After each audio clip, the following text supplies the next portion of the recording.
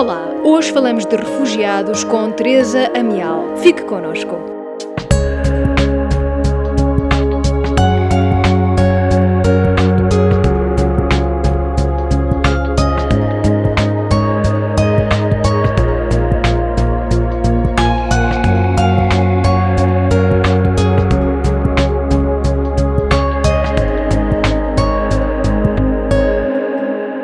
Lembra-nos o Papa Francisco. Jesus sabe o que significa o sofrimento, compreende-nos, consola-nos e dá-nos força.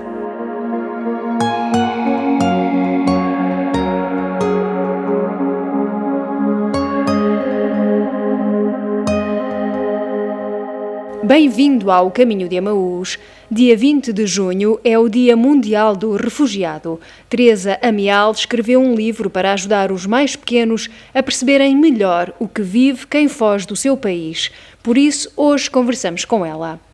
Teresa, que livro é este que agora a Teresa se propõe escrever e ilustrar? Este livro é um livro que é dirigido para jovens, portanto para crianças e jovens, eu diria que, do segundo, terceiro ano até ao quinto, sexto.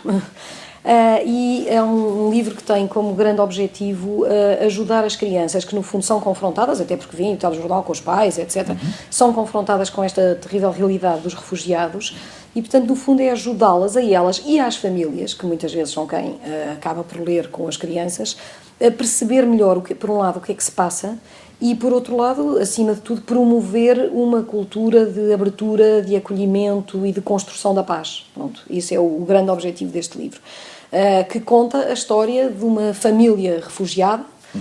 Obviamente a história não se passa num país específico, porque infelizmente há refugiados em muitos países, ao mesmo tempo, paralelamente, a história de uma família que eu diria ocidental, também pode ser da Europa ou da América ou indiferente, que lhe abre os braços e que a vai receber. Inspirada em alguma história real?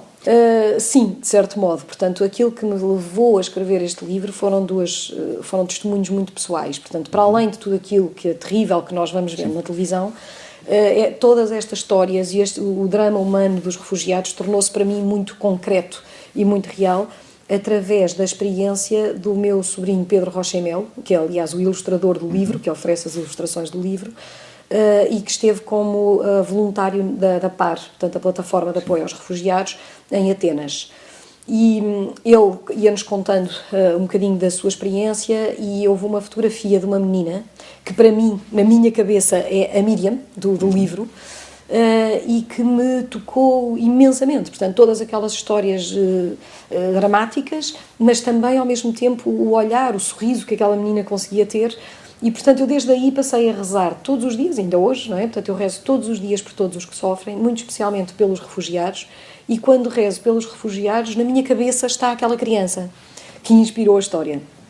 Entretanto, passado algum tempo, um dos meus filhos, o João Maria Amial, que é o músico dos CDs que temos feito também nos vários livros com a Paulos, e a minha nora foram como voluntários também da PAR, mas para a ilha de Lesbos, para campos de refugiados, que são uma coisa absolutamente brutal.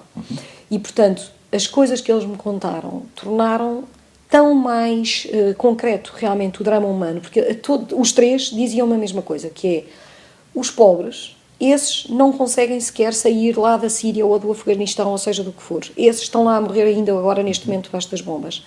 Os que chegam aqui são médicos, são advogados, são pessoas que tinham uma vida perfeitamente normal, muitos o seu carro e as suas segundas casas, e que neste momento perderam tudo, têm as famílias completamente desfeitas, perdidos uns dos outros. Uma coisa que eu quero que se perceba no livro é que isto não é coitadinhos, uns pobrezinhos que a gente vai ajudar. Não, isto podia ser eu ou você, podia ser o leitor e a família do leitor, a quem pode acontecer uma catástrofe destas, que tem a sua vida perfeitamente normal e organizada e de repente lhes cai uma catástrofe destas, que perdem tudo e que precisam que alguém os acolha, como diz o Papa. Que sorte que têm os nossos meninos, tão protegidos neste mundo onde nós temos tanto e passamos a vida a queixar-nos. Esta dificuldade de identificação, que a Teresa falava há pouco, da necessidade do leitor se identificar com a família, porque pode acontecer a qualquer um.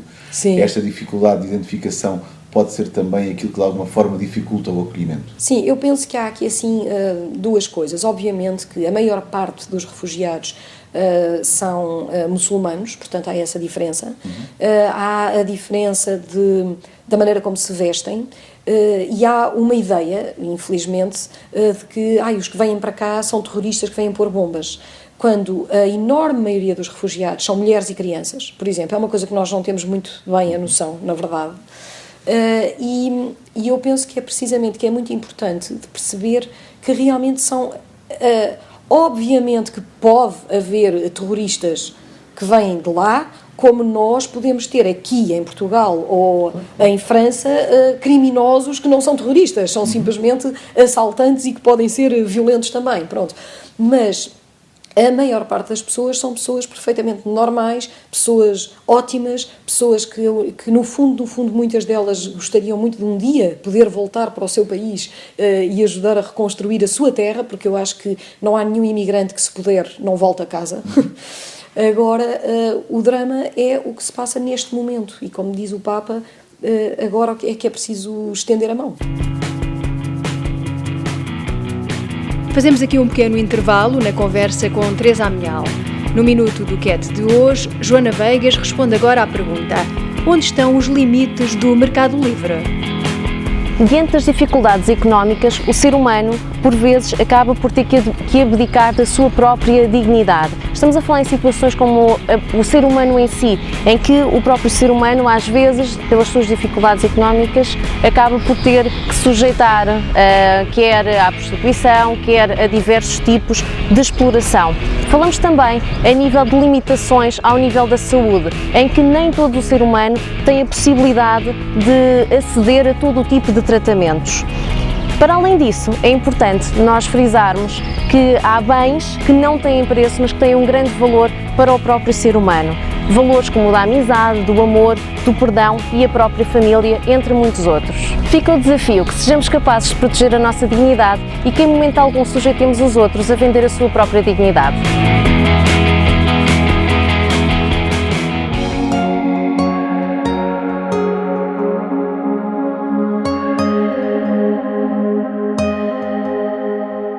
Mais à frente, acompanhe a meditação das leituras deste domingo com a irmã Maria do Carmo, das Pias Discípulas do Divino Mestre. Agora, voltamos à conversa com Teresa Amial.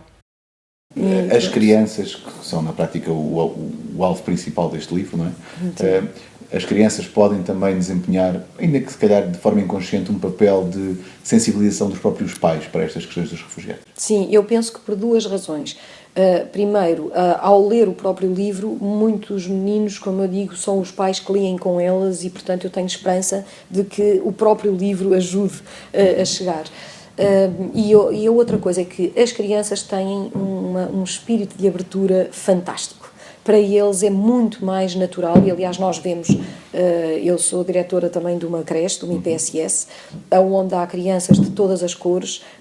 Não há qualquer problema de racismo entre as crianças, por exemplo. Portanto, a abertura, o que interessa é que tenham um sorriso, o que interessa é que saiba brincar. Aliás, até os problemas da língua se ultrapassam muito facilmente. E por isso eu acho que se nós aprendermos com elas era muito, muito bom. O livro tem também, segundo sei, uma vertente solidária. Sim. Portanto, eu ofereci totalmente os meus direitos de autor para a JRS, que é o Jesuits for Refugees, da qual faz parte a PAR, Plataforma de Apoio aos Refugiados aqui em Portugal, mas que é uma instituição enorme a nível mundial, que trabalha há muitos anos e que faz um trabalho excepcional com o acolhimento de refugiados, portanto, a todos os níveis, portanto, o acolhimento físico e também o acolhimento, a aprendizagem das línguas de cada país onde estão e por aí fora. Portanto, acho que é uma obra que vale muito a pena conhecer. E o meu sobrinho Pedro também oferece as ilustrações totalmente. E, inclusivamente, a Paulos vai dar também um apoio à JRS por cada livro vendido.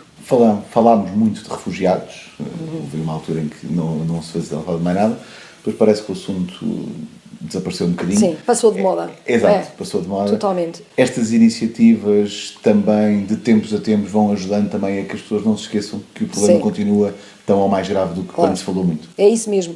É que isso é também um dos grandes objetivos, é porque houve uma altura que era quase doentia, quer dizer, não havia todos os telejornais, só se falava disso. E, infelizmente, a nível da comunicação social, isto é sempre uma questão de vagas de modas. E a verdade é que isto não acabou, pelo contrário, as coisas têm estado cada vez piores. O que se passa a nível dos campos de refugiados, por exemplo, é verdadeiramente insuportável, porque estão a chegar, por um lado, os que estão a chegar, não há mais espaço físico para eles e, portanto, as condições são verdadeiramente terríveis. Um dos meus filhos dizia, comparado com os filmes que eu tenho visto do Holocausto, há alguns campos de refugiados que são piores do que os campos de concentração. A única coisa que não se pode comparar é que não têm uma câmara de gás no fim. Mas têm, por exemplo, a falta de esperança total, porque há muitas pessoas que sabem que nunca poderão nem voltar para trás. Por exemplo, o caso dos afegãos, que não são considerados refugiados políticos. Ele diz, não dá para acreditar as histórias daquelas pessoas, porque o que eles viviam numas condições de tal maneira de perigo no Afeganistão que largaram a sua própria terra. Muitos foram para o Irão, onde são tratados como cidadãos de terceira, não podem ter sequer um telemóvel, não podem ter um BI, portanto, não têm, tiram-lhes tudo, não têm quaisquer direitos, vivem abaixo de escravatura, fizeram um esforço inacreditável e tiveram a vida em perigo para atravessar o mar e para chegar aqui, e depois dizem-lhes, e pronto, daqui não passam. E eles sabem que também não podem voltar para o seu país, porque como não entraram na guerra, seriam fuzilados como traidores. Portanto, não têm nenhuma saída. A média, que eu saiba, neste momento, a média de tempo a nível mundial de tempo das pessoas num campo de refugiados é de 17 anos. Portanto, imagina o que é uma pessoa que chega aos 17 anos a um campo, não é?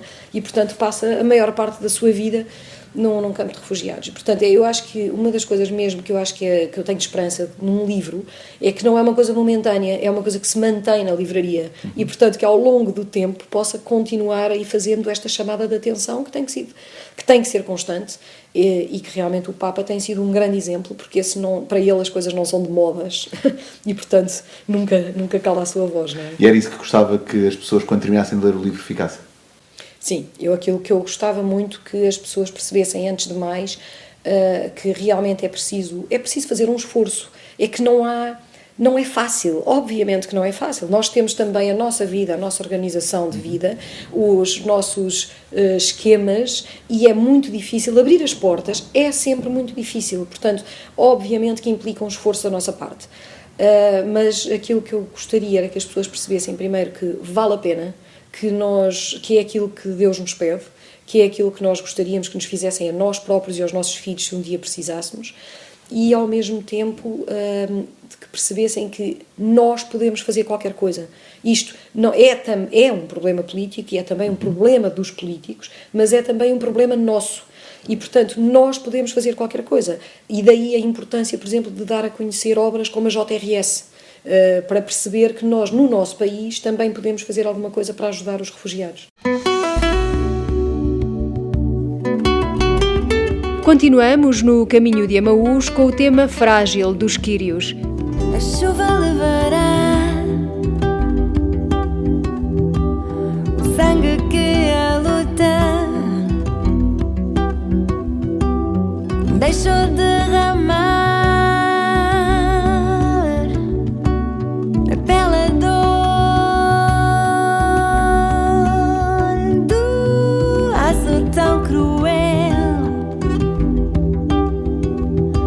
Jamais a nossa voz vai calar.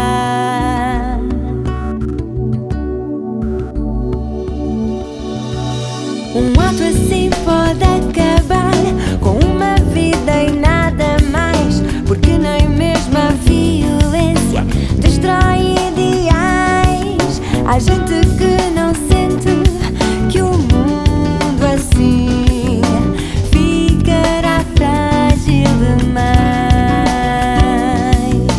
Choro eu e vocês, e o mundo também, e o mundo também. Choro eu e vocês, que fragilidade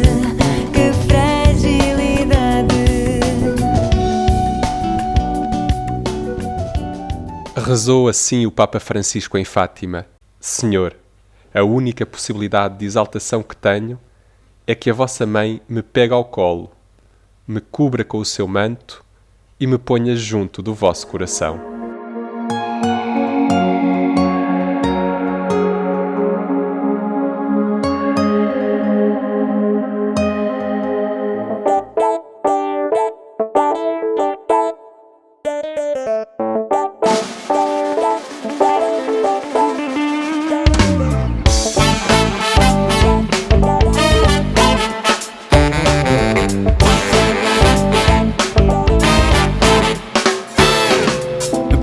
Da cidade, ao saber que ele estava à mesa, trouxe um vaso de perfume, lavou-lhe os pés com lágrimas, limpou-o com os cabelos, beijou-o com ternura, pedindo o seu amor. Jesus disse assim: és muito importante para mim, és muito importante para mim. Jesus disse sim, és muito importante para mim, és muito importante para mim. Ao entrar numa aldeia, vieram ao seu encontro alguns para serem curados.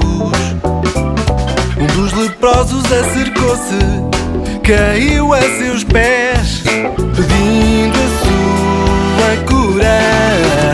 Jesus disse assim: és muito importante para mim, és muito importante para mim. Jesus disse assim: és muito importante para mim, és muito importante para mim.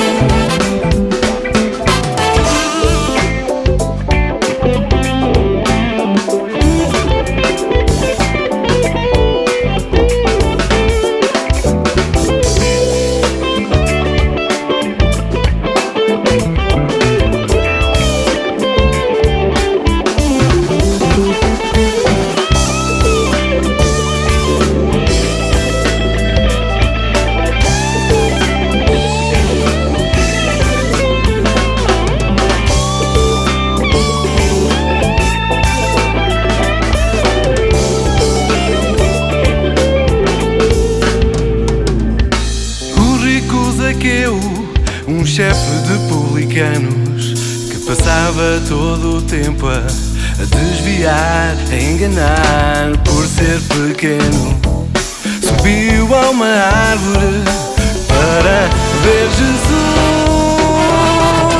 Jesus disse assim: és muito importante para mim, és muito importante para mim. Jesus disse assim: és muito importante, és muito importante para mim. És muito importante para mim.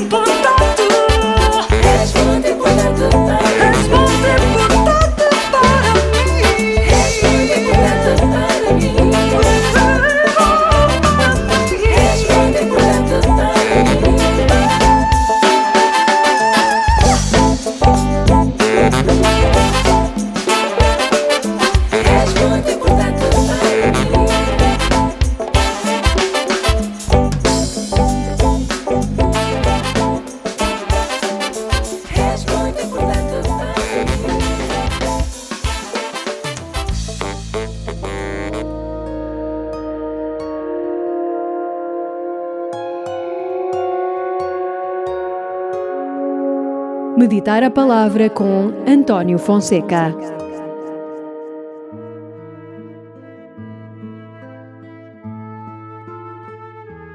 Olá, no Meditar a Palavra esta semana olhamos os textos deste 12º domingo do Tempo Comum e hoje somos convidados a embarcar numa viagem de barco com Jesus e com os discípulos. Naquele dia, ao cair da tarde, Jesus disse aos discípulos: passemos à outra margem do lago. Eles deixaram a multidão e levaram Jesus consigo na barca em que estava sentado.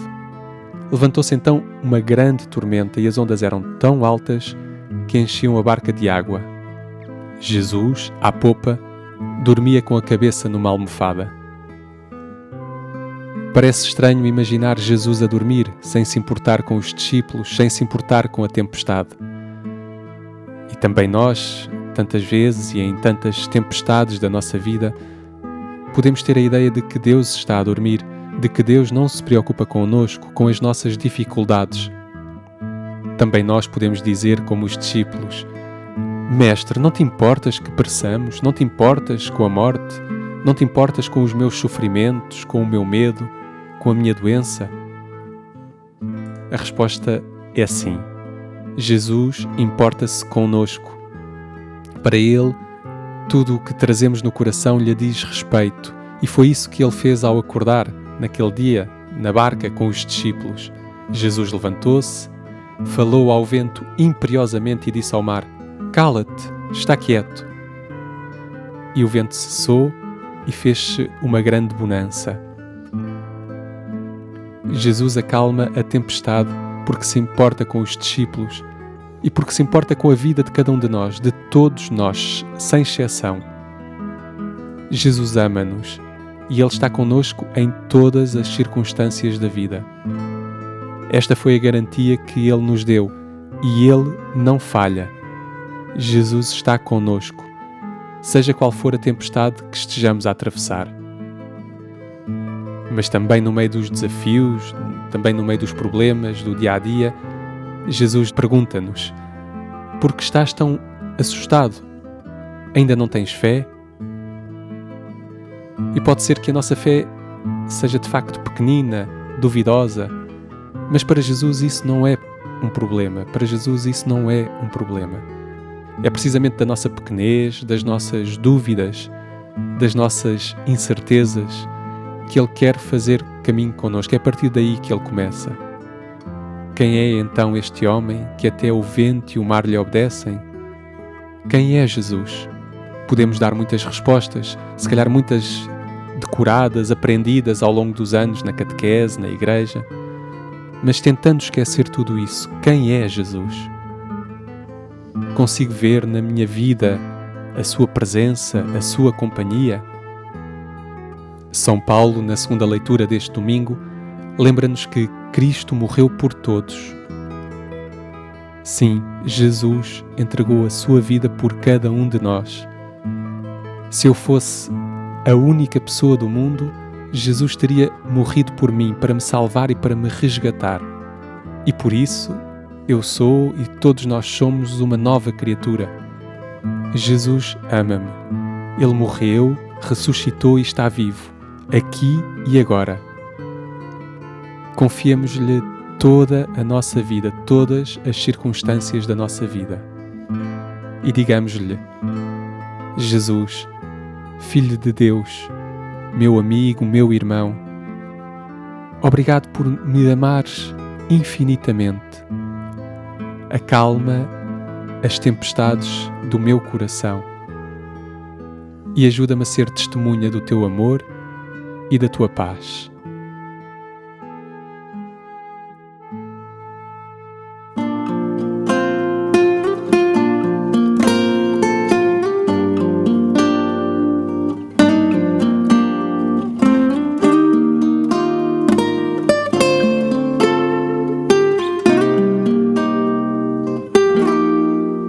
Quando o mar se acalmar, quando a barca parar, quando outra margem ficar mais perto de mim, vou dar graças por toda a calma que só tu me podes dar e que me faz continuar, mesmo assustado e com medo. Tu és o meu rochedo, onde a minha fé se sustém. Mesmo perdido e magoado,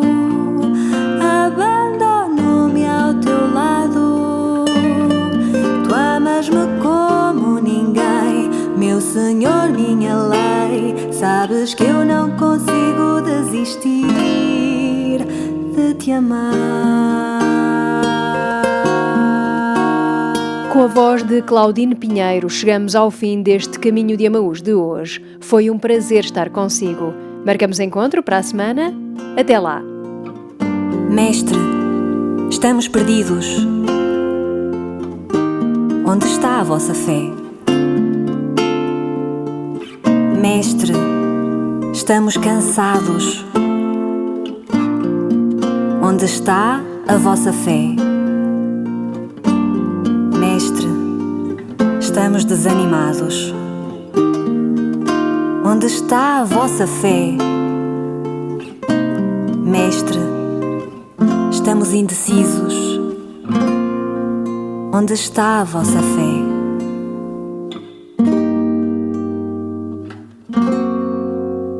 Quando o mar se acalmar, quando a barca parar, quando outra margem ficar mais perto de mim, vou dar graças por toda a calma que só tu me podes dar e que me faz continuar, mesmo assustado e com medo. Tu és o meu rochedo, onde a minha fé se sustém, mesmo perdido e magoado. Abandono-me ao teu lado. Tu amas-me como ninguém, meu Senhor, minha lei. Sabes que eu não consigo desistir. Sabes que eu não consigo desistir. Sabes que eu não consigo desistir de te amar.